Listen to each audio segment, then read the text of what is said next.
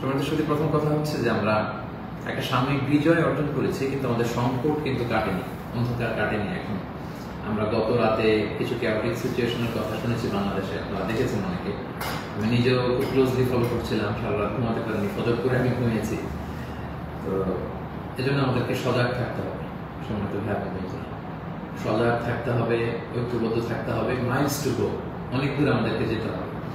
আন্দোলন বা বিপ্লবের এটা হচ্ছে আন্দোলন শেষে একটা সফল বিপ্লব বা গণ অভ্যুত্থান শেষে এটা হচ্ছে প্রথম ধাপ, যে স্বৈরাচারের পতন হয়েছে। এখন হচ্ছে আমাদের দেশ গড়বার সময়।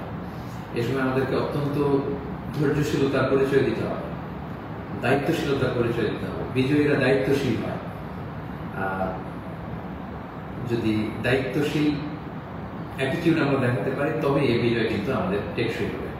সো অনেক ধরনের ষড়যন্ত্র আশেপাশে ঘুরপাক খাচ্ছে, দেশি বিদেশি। আমাদেরকে সজাগ থাকতে হবে, সচেতন থাকতে হবে। বিজয় উল্লাসে মেতে আমরা যেন আবার কোনো ভুল করে না বসি, বিপ্লবের পরে কোনো প্রতি বিপ্লবকে যেন আমরা স্থান না দিই। এই হচ্ছে প্রথম রিমাইন্ডার আপনাদের প্রতি। অনেকেই আমাকে ব্যক্তিগতভাবে মেসেজ করেছেন, কল করেছেন, সবাইকে শুকরিয়া জানাই, জানতে চেয়েছেন যে শাইখ আপনি কবে আসবেন। আমি আপনাদেরকে এতটুকু নিশ্চিত করছি যে আমি শীঘ্রই বাংলাদেশে আসছি ইনশাআল্লাহ। স্বাধীন বাংলাদেশে আপনাদের সবার সাথে আবারও পুনরায় সাক্ষাতের আকাঙ্ক্ষা এবং অপেক্ষায় আমি রইলাম।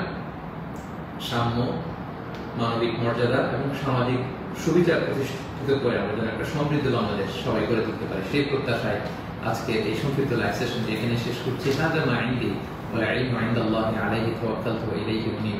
আসসালামু আলাইকুম ওয়া রাহমাতুল্লাহি ওয়া বারাকাতুহু।